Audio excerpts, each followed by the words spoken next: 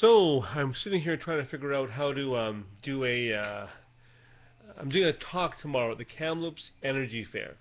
BC Sustainable Energy Association is doing a Kamloops Energy Fair tomorrow, and I'm been asked by my friend Gisela Ruckert to do a talk on online neighborhood networks. So you may ask, how did this all come about? Me doing a talk on online neighborhood networks. I've never done one before. I don't really have a sense of how these things possibly work. But about 2 or 3 years ago, I wrote a column in Kamloops This Week. I was the technology columnist for them at that time, and I wrote a column about uh, neighborhood websites, about the potential that they have. People talking to each other more, people being able to create linkages in the neighborhood, watching out for crime, sharing sugar, babysitting networks, buying and selling different things, swapping different things. The power of community, knowing your community. And my friend Gisela got kind of interested in that, and I think he's always remembered that idea. And this actually fits in very well with the concept of sustainability and of the idea of local and the power of local to help us meet some of the huge challenges we face all over the world in society.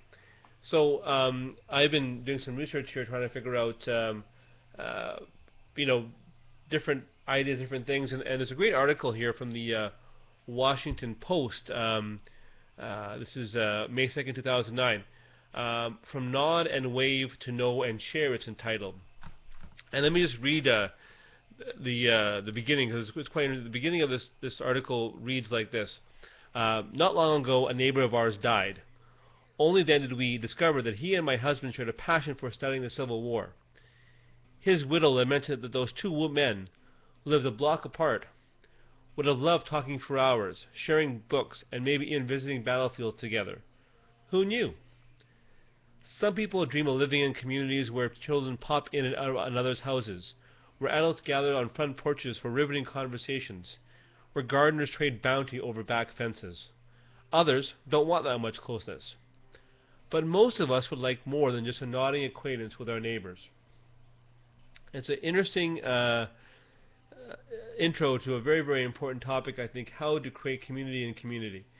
And so I'm going to be talking about this article tomorrow at the Energy Fair, and also I'm going to be talking a bit about this fellow in Vermont that I met a couple of years back, Michael Wood Lewis, who runs a site in Vermont called the Front Porch Forum, which is basically an online neighborhood network.